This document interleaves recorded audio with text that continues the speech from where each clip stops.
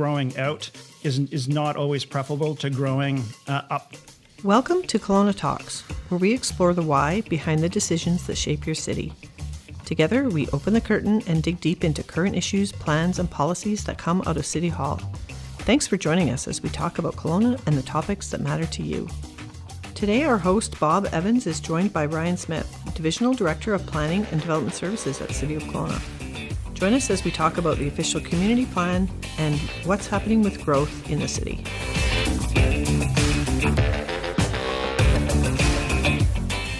Hello, everyone. I'm Bob Evans, Partnerships Office Director at the City of Kelowna and host of our Kelowna Talks podcast. I would like to start by acknowledging that our community is located on the traditional, ancestral, unceded territory of the Syilx Okanagan people. I've called Kelowna home for 28 years. I genuinely love the city and I love living here. I've also lived in several larger cities, Toronto, London, and the UK. Both are pretty amazing places. They have their share of big city issues, like where does everyone live? How do they get around? Things like that.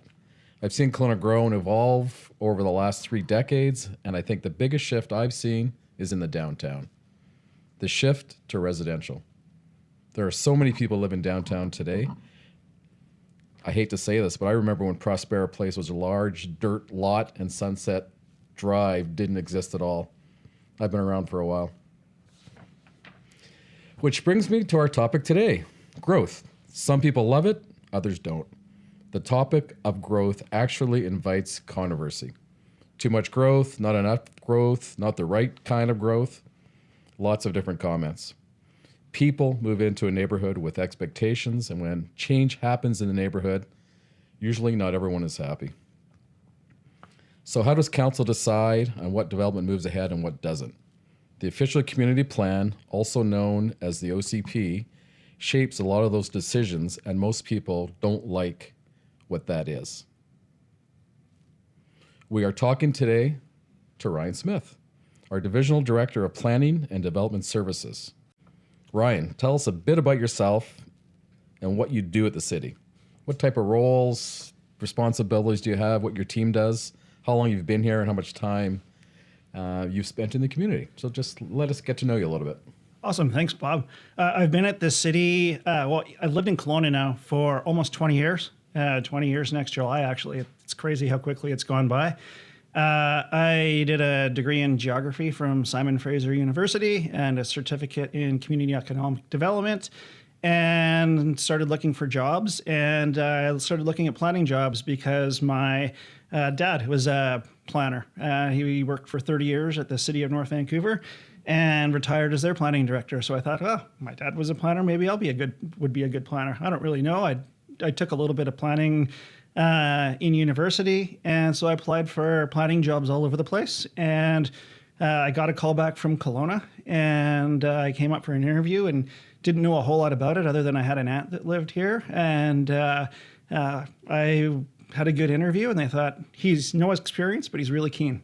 And so planning is in your genetic string. I have a little bit of planning in my genes, and my dad actually lives here now. And he doesn't give me a whole lot of planning advice these days. I think he stays out of my business, but he's always great for advice when I ask for advice. And when I got to the city, I was the guy who gave planning advice at the front counter. And from there, I kind of worked my way up and have had a whole bunch of different jobs at the city, and I've kind of done every job in the planning department. One thing I haven't done is worked on the policy side as much, although certainly I manage a team now that is working on the final stages of getting the OCP approved. Excellent. Thank you. That's a great background story to tell, and I think the city has been pretty fortunate to have you at the helm for the length of time you've been here. So when you're not planning, you're obviously passionate about planning. That's what you do for your day job. When you're not planning, what is Ryan Smith all about? What do you do? Give us a little bit of insight into who you are. Is there a human underneath that planner? Just want to know. I'm a chauffeur for my kids. That's actually true. I show for soccer. Yeah, we've all been through that. Kids soccer Yeah. practice. So I've got a 6-year-old and a 1-year-old, and so yeah, we do a lot of driving around for them. But I'm a mountain biker, a skier, a road cyclist. So one of the things that I absolutely loved about Kelowna is this is like one of the best places to ride a bike, like recreationally in Canada. Actually, probably in North America. Just the amount of like protected bike lanes we have or designated bike lanes we have, how quickly you can get into really beautiful spots. And the mountain biking here is amazing too, and the climate to do it. If it's raining in the morning, you can wait 2 hours and you'll have It'll sunshine change. or it'll Yeah. be dry. Yeah, for sure. It's really easy. And so yeah, I'm an outdoors person. I trail run a lot and love that as well. Although I don't like running on the road so much. I guess I'm 40 now. My knees get a little sore. My hip gets sore. And I'm a real like cities person. Like when we travel, I love going to cities, and we went to Barcelona a couple years ago, just before the whole COVID lockdown, and stayed in an amazing neighborhood and a sort of 6-story building with an old elevator in it, and I'd go up in the elevator. My 6-year-old would race me up in the stairs, and it was just a really cool experience in terms of, as you grow urban density, and there was a grocery store across the street from us. So Back to the planner stuff. Yeah, back to the planner. Sorry I did that. I can't get away that's from okay. it. You live Yeah. it. Yeah, And I it's- think, that's why we travel. And when we travel, we bring ideas back to our city, and it personally influences your life. And that's a good thing. Yeah, definitely. Yeah. Today, Kelowna is the home to nearly 140,000 people. And by 2040, we expect there will be another 45,000 of us in the city. That's hard to imagine as we look at the city today. So right off the bat, where are all these people going to live? The OCP is a policy framework for council, and it's a guide. So Ryan, in the simplest way possible, because we're pretty simple people here, on my side anyways, can you tell us what it means, what the OCP means, and how does it work? So I'll try to do it in a way that isn't full of planning jargon. I know that most people don't really identify with that or care about that, but they want to know what's going to impact my day to day. When I moved to Kelowna, there was 90,000 people here. So we've added about 45,000 people since I got there, and I've been involved in various aspects of a lot of that growth. One thing we've learned, and that cities all over North America have learned, is that growing out and the problems that come with that is not always preferable to growing up more centrally in the city. And so what we've done with successive official community plans now, our vision to start densifying the center of the city started, probably 20 years ago now, when we started allowing secondary suites and carriage houses in homes in the central areas of the city. And that's continued on in 2010, for example, or 2011, when we adopted our 2030 community plan. We started containing a lot of our growth within a permanent growth boundary of the city. So we allow very little growth now outside of that boundary. And we do tweak the edges of that from time to time, but very little growth or subdivision for residential development happens outside of that area. So that was really the biggest step we'd taken to that point to contain growth to the built up areas of this city or the areas that our plan had designated for growth. And then in our 2040 official community plan, we're taking an even bigger step, really trying to put more growth in the very core areas of our city. So if you live in a single family neighborhood, in the next few years, right now you could put in you could have a house and you could have a secondary suite, or you could have a house and a carriage house, but you might be able to have up to 4 units, 5 years from now on that property. And so we'll start to see a gradual turnover and a lot of new construction in some of the central areas of the city. And we've done some testing. We're not just running at this blindly. We did an infill challenge that my staff led several years ago, where we took about 800 lots in the core area of the city and said, what happens if those lots can do 4 units on them rather than 2? And what happens if we give a pre-approved design or 2 to property owners so that they could pay a designer for something that they don't have to go through the city's a 3-month planning process or a 6-month planning process. They could just go get a building permit and build 4 units. And so we've had some great success from that program as well, and learned some things that we didn't expect. And so, yeah, I mean, in terms of we're not going at adding density to the center of the city blind. We know that we should be putting density in the center of the city, and so we're trying to do that sensitively. And there are parts of those programs that we're going to have to get better at doing, so that the current residents in those areas see that growth as a positive thing. And as I drive around the city, I notice there's lots of infill that's happened as a result of that policy. And do you think that scares people? When we talk about density as planners and as the city, sometimes that word can be a bit elusive to people. So when we think about density and we think about adding towers downtown, if I'm just moving to Kelowna today, not the 28 years ago when I moved here, what can people expect? What's our city going to look like? How's that going to impact my daily life? How am I going to get to my job? How many parks will there be? What's my access to the lake? I mean, is that all part of that vision in the OCP? Yeah, and that's why we do the community planning and the official community plan, is to look ahead 20 years and say, obviously, people have been moving here. I mean, me and 35 or 40,000 other people have moved here over the last 20 years for a reason. It's these natural assets that are absolutely stunning, and access to really different experiences that are amazing too. And so people want to be here. And I think that looking ahead, what the community plan is doing is saying, okay, well, we're anticipating more people wanting to be here. The numbers, the growth projections from the federal government are telling us the same thing, that we should expect a certain growth rate, and it may even be more than that. And things like COVID have shown us that rather than slowing down growth in Kelowna, the last year has been one of our biggest booms that we've ever had here. One of the numbers that continues to blow me away, I'm trying to wrap my head around it, is the construction value of all the permits we've issued in 2021 will probably be about $1 billion. Wow. And it's a huge number. And for a city of our size, we're growing disproportionately quickly. You can't really shut down the growth, though. People say, why are you growing so quickly? Well, we have this beautiful spot. When Tourism Kelowna puts it out there, when it's on the news, people look at Kelowna and say, like, I want to live there too. And if you've lived in a bigger city where it's tougher to get around and you move here, people here, if you live here and you've lived here for 15 years, you might see your commute getting longer. But people will move here from Vancouver or Toronto or from Europe and see maybe they had an hour commute or an hour and a half before. And if their commute's only 20 minutes now, they think that's fantastic. It looks different for them. Absolutely. It looks way different for them. I remember sitting in a car in the 401 for hours trying to get to work.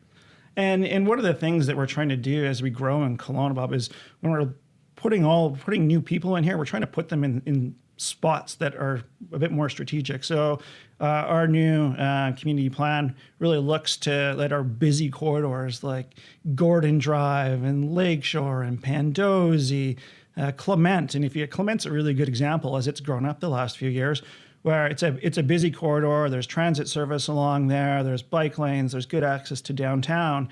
And so we see a whole lot of growth, like multifamily growth happening along Clement, and there'll be more. It seems like every time I drive down there, there's more multifamily rental buildings, there's market housing.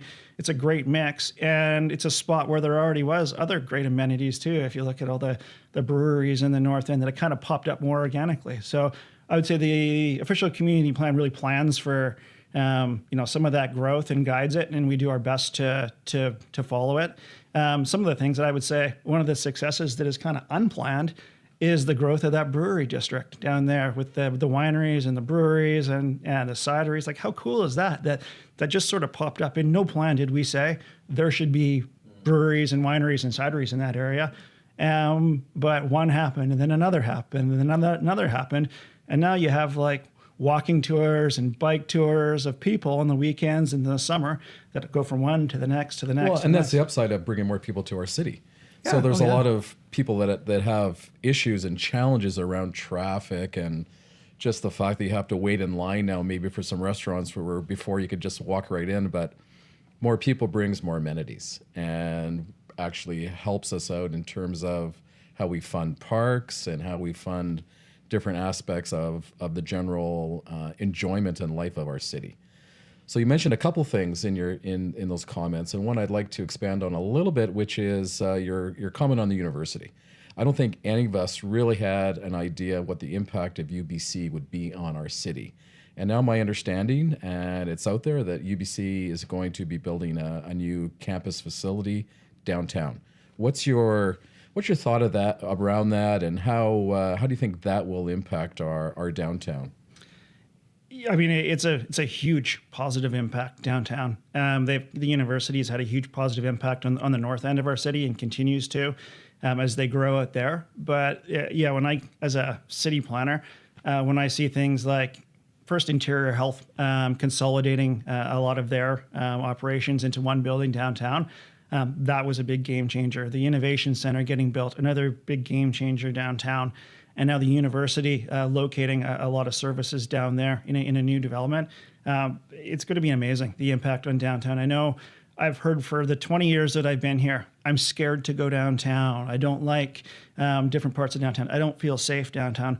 Well, the solution to those feelings of a lack of security is putting more people on the streets downtown. More people living down there who care about downtown, who want to make it a better place. And so when I hear complaints about the high rises, for example, but those high rises are going to house people that live down there and start to care about it and want it to be clean and want to spend most of their day down there. I heard recently, actually, I think I read it on a Kelowna Now Facebook post that, all this growth going on downtown, we need more grocery stores now.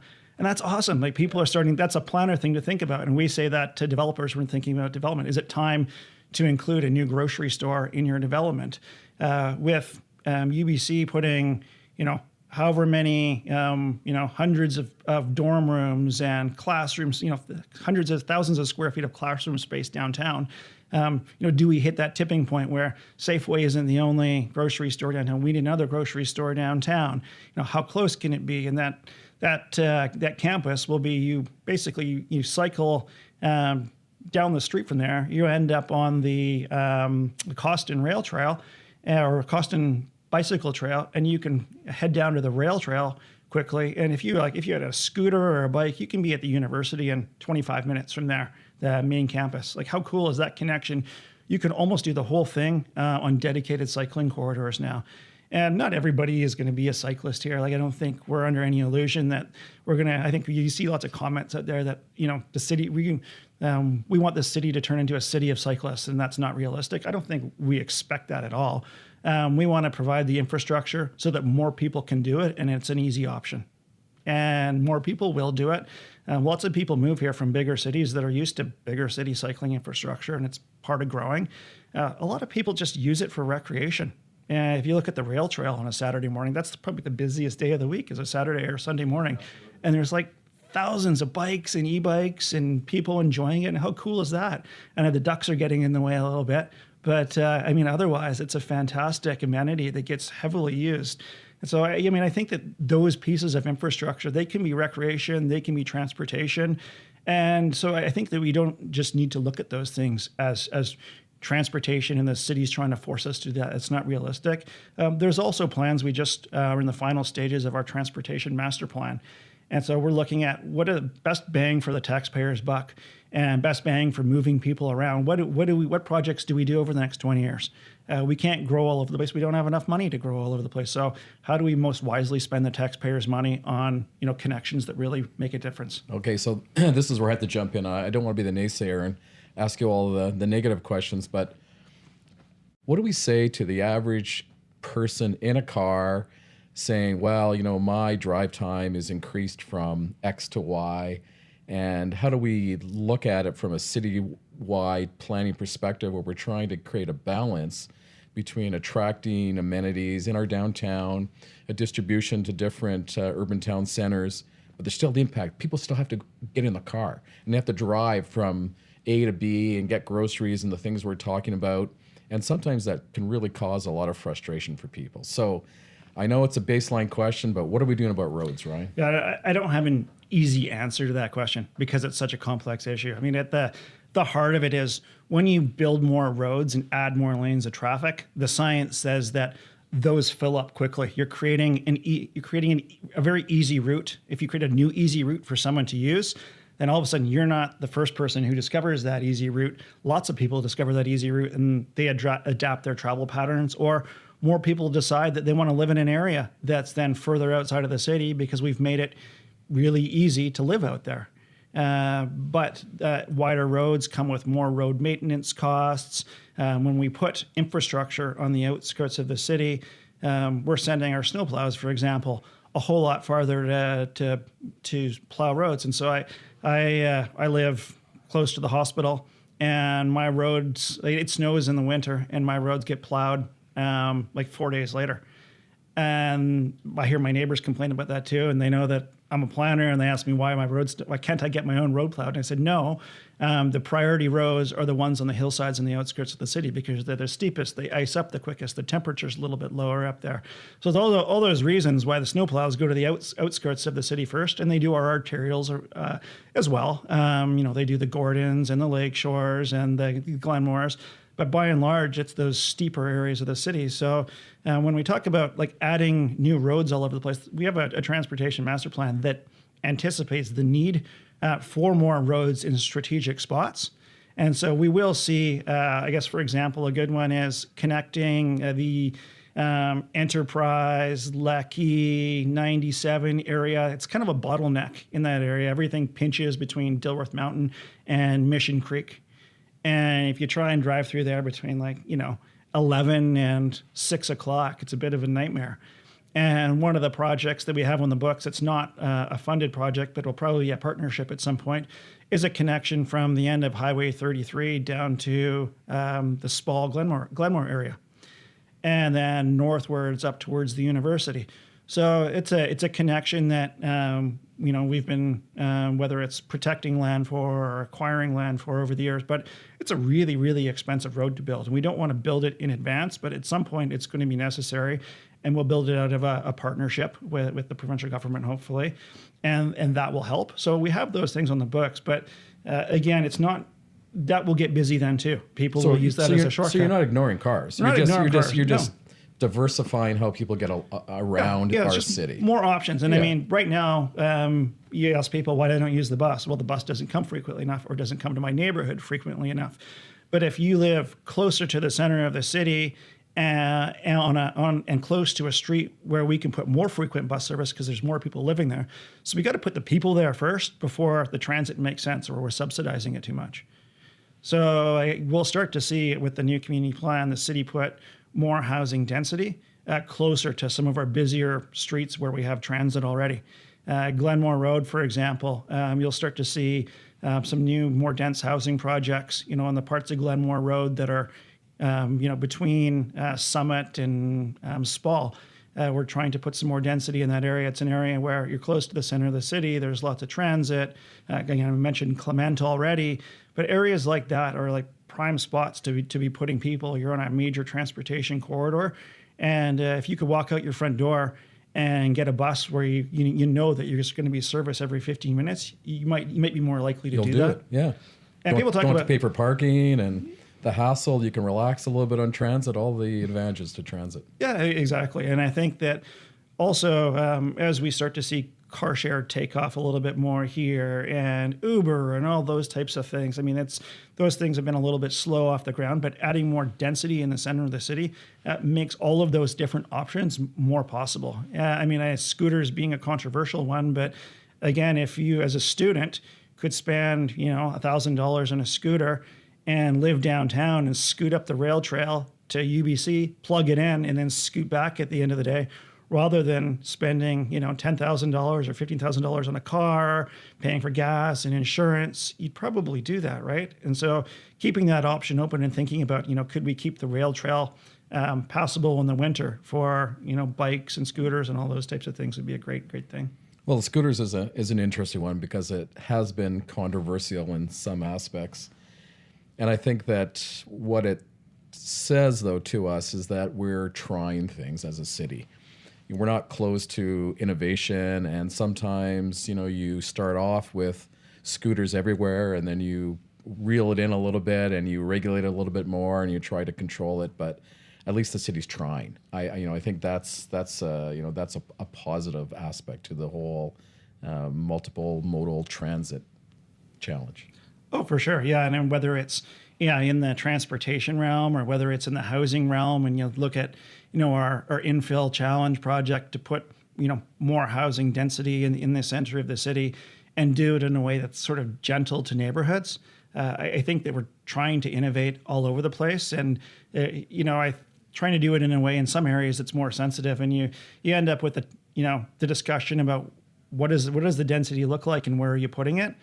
And we've tried to be sensitive in the community plan and say, okay, well, in some areas that are very residential right now, the density that we add to those neighborhoods or project for those neighborhoods will be a bit more gentle.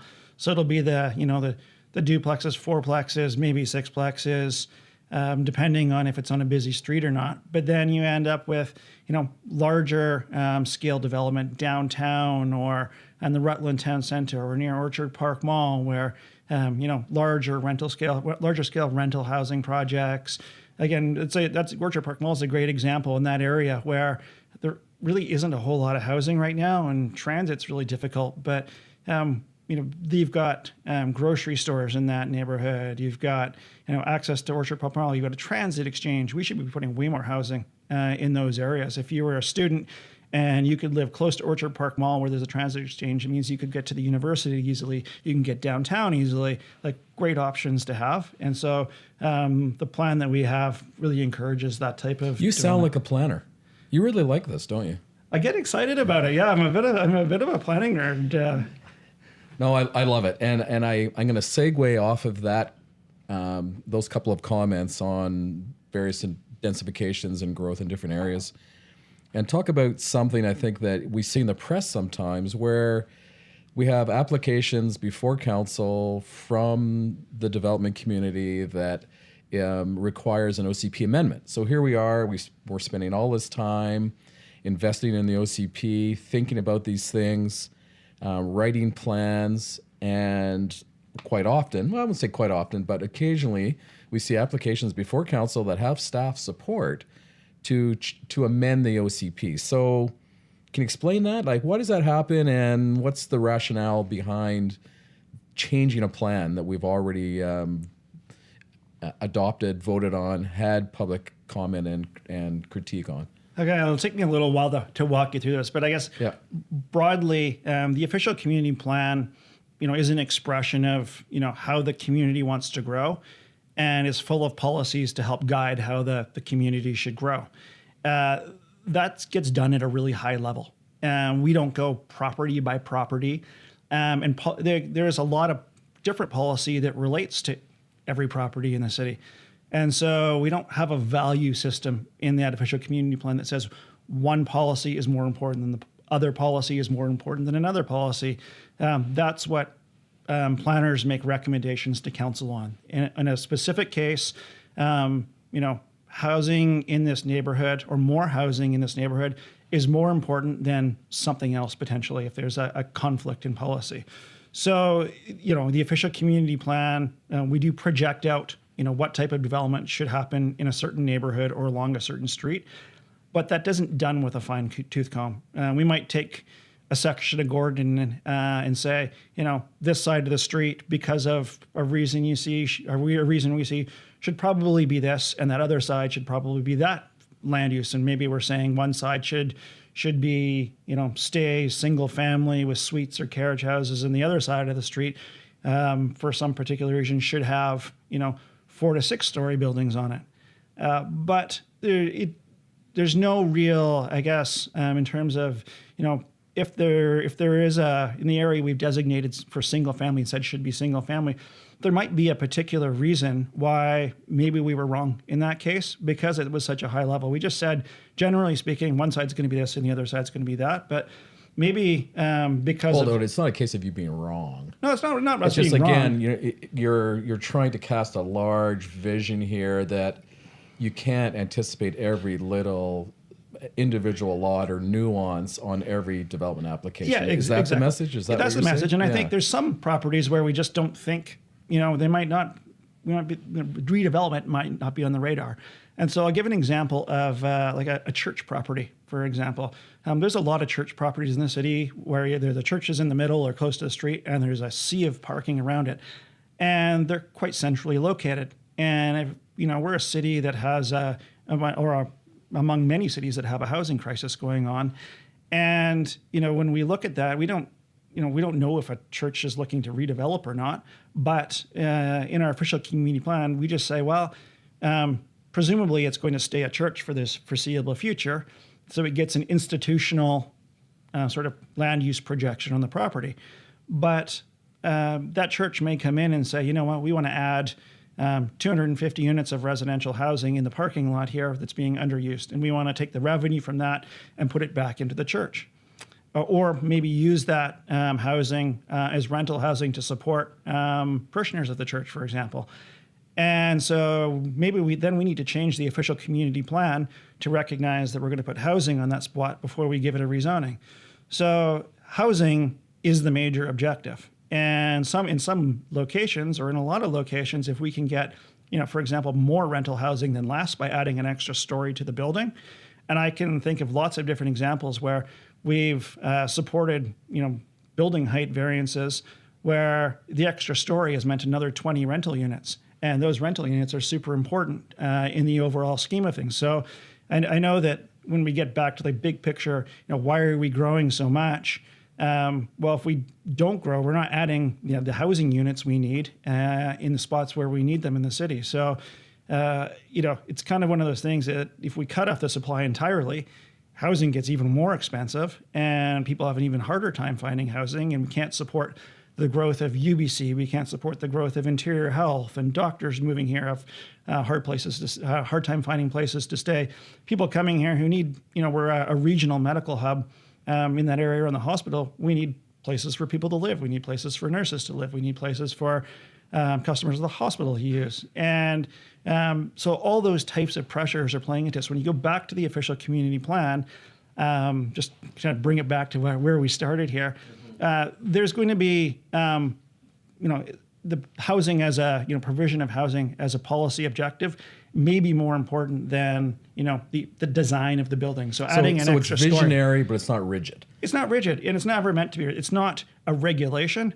It's a policy vision. And where the regulations come in are, we have a zoning bylaw that's meant to implement the official community plan. And so when you hear, a variance to a building height and development, that's a variance to the zoning bylaw. And again, when we build a zoning bylaw, you don't build a zoning bylaw that's going to anticipate every single situation. And zoning is a really blunt tool. And you'll see lots of buildings in town that you look at, you think, that's a really nice building. Like the developer did a really good job, staff did a really good job, like working with that developer to get that end product. But you don't know that, when in the approval process, it didn't meet like 7 or 8 different zoning rules. And so sometimes zoning will stop the good stuff from happening as well. And that's another job for the planning team, is to say, to give council an analysis and say, you know what, despite the fact that this doesn't meet these zoning rules, the project is really, really good. Well, I think that's important for people to hear when you think about an application that it can be initiated by the developer, but it's a cooperative process between the developer, the development community, the city staff, the professionals on city staff, and the general public. The general public has multiple opportunities to show up at council and have their say and add valuable input to it as well. Oh, for sure. And I think we've tried to make the process more transparent over the years too. So now if you wanted to sign up for a daily email that tells you what new development projects or applications have come in, you can do that. And then through that system, you could find out what planner is working on the file, what their phone number is, what their email address is. And so if you want to contact them, it's really not hard. It's not hidden behind the scenes. It's open. It's accessible. It's totally open. And then we also put the drawings that the developer has submitted online too, so the public can see all of those as well. And the real drive is to get people access. If they want to provide early input into the process, they can. We also try and put the developer in direct contact with the neighbors, so that they're going door to door around. And it's a little bit different through COVID. Sometimes that happens by drop off now of like a flyer or emails, that type of thing. But in direct contact with the neighborhood. So the planning department isn't always filtering the feedback of the neighbors. I think sometimes if you're the neighbor of a development, you know best about your neighborhood. And if you know the developer who's trying to make the change, contacting them directly. And I think I always want my staff to know, what the neighborhood's feedback is, but we want the staff or I want the neighborhood in direct contact with the developer, telling them what they think. And at the end of the day, if the developer is totally ignored in neighborhood, it doesn't look good in a council forum to have 15 neighbors come out and say, we tried to talk to the developer totally ignored us. It always helps when the developer stands up and can say, hey, I heard this from the neighborhood, so I did this to the project. I heard this from planning staff, so I did this to the project, and it's made a better project. That's our goal with every single development application. It doesn't always happen that way, unfortunately. It's not a perfect world, and with the amount of development that's going on, every developer sort of sees it a little bit differently. But the more seasoned developers have more robust public engagement processes and are better aware of city policies. Well, that adds to the diversity of the city, I think, and the interest of the city as well. So bringing us back to the OCP, and as we're talking now about citizen engagement, the OCP is a 20-year vision for the city. So it's not just planners tucked away inside some dark corner of City Hall writing a plan. They're by themselves. There's public input. So can you tell me a little bit about how you encourage input from the general public, the population of Kelowna, and how that influences the direction of the plan? Yeah, through the OCP update process, we got input from the public in a whole bunch of different ways at different times in the process. So there was input at the beginning. We did before COVID. We did a lot of community workshops. We were at Capitol News Center in the foyer. We were at out in Rutland at the arena. It was like a whole bunch of different stops. Some better attended than others. As COVID started, we switched to more online surveys and got more online feedback.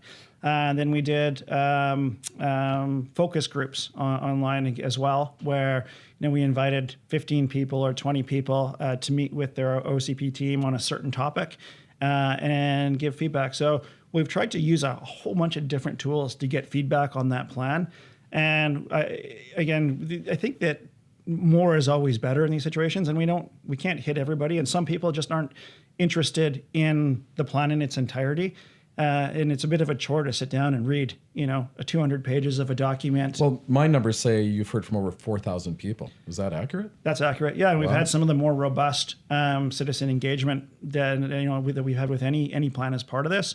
And it started with an Imagine Kelowna, which was a kind of a visioning exercise, which then gave the direction for the official community plan process. And we're taking that direction now that we've got through that, and we're translating that into zoning bylaw updates. So what the community is going to have probably in the next 6 months is an official community plan that is vision translated from Imagine Kelowna, and that gets translated into a new zoning bylaw, a new development servicing bylaw, the transportation master plan. So all these things line up well from a policy perspective. And this is the first time that we've ever done it that way before. In the past, sometimes we'd update the official community plan, but the zoning bylaw doesn't get updated. And that was what happened in 2011 when we adopted our 2030 official community plan. It didn't function that well. Implementing the vision of that 2030 OCP. We should have done more targeted zoning updates at that point, we learned. And so that's why we're doing it this time. We need different types of development in the core areas of the city, and we need zoning that facilitates those types of development so that developers are following a rule set that's reasonable every time they propose a development. Okay, so I'm in the car, well, maybe I'm on my bike, and I'm riding up Knox Mountain, and I'm at one of the lookouts, and I'm sitting there with my family, and we're looking out over the city 20 years from now. What am I going to see? Can you sort of sum up? we're getting close to the end of our time here. Can you sort of sum up what you would like to see, or not you, I guess, the whole document of the OCP? What would that envision? What would that look like as a physical manifestation when I'm at that lookout at Knox Mountain? So, and I'll start maybe with what the biggest focus is, and that's, developing our urban centers more. So downtown, our primary urban center. So you'll see more housing built downtown. Likely that will be in the form of high rises. Around the bottom of those high rises, we'll see whether it's townhouses or commercial development. So you'll certainly see more of that. Sites like Toco will see some growth and development on the Toco site. 20 years from now, probably 2/3 of the development on that site will be done. If you look to the south and South Pandosy, you'll see more larger scale construction in the South Pandosy area. We've set a height limit there of 14 stories, but we're not going to go above that. And likely more of it will be in the 4 to 6 story range. So we'll see sort of more 4 to 6 story development in that area, but it will grow up a little bit. We'll see, we're at Landmark right now.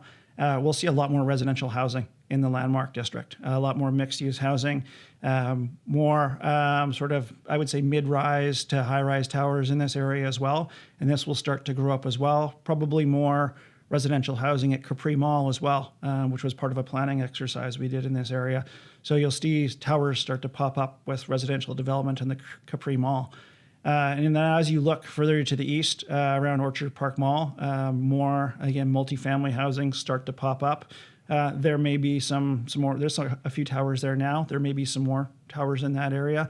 And then in Rutland, again, you'll start to see very defined sort of clusters of density that are more. Right now, you see the odd tower here and there, and you'll see more buddies for those towers, I guess is the best way to put it, in those core areas.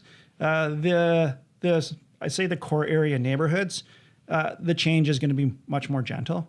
We may see, more 3 and 4 story buildings along, whether it's Richter Street or Pandosy, but by and large, it's going to be, 2 to 3 story, fourplexes, maybe some sixplexes. It's a bit more of a gentle transition of adding density into those neighborhoods.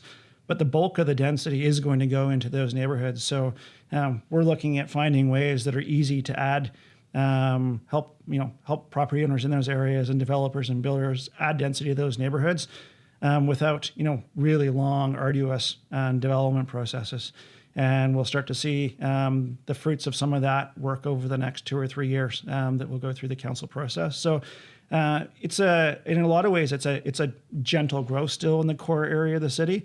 And the most significant growth that we'll see is in those urban center areas in the city. And I think that Rutland is one that has a ton of potential, and we're really excited about. We've added some both active transportation infrastructure, transit infrastructure in central Rutland, and we're starting to see some early investment in new buildings there. And we're really excited to see kind of how that goes and more development interest there as well. So I think that it's Rutland's time, isn't it? Yeah, I think it really is Rutland's time. And it's one of those areas that, as a planning team, every time we get to work on a new development in Rutland, we love seeing that, how that's changing. And you can drive along Highway 33 through Rutland now.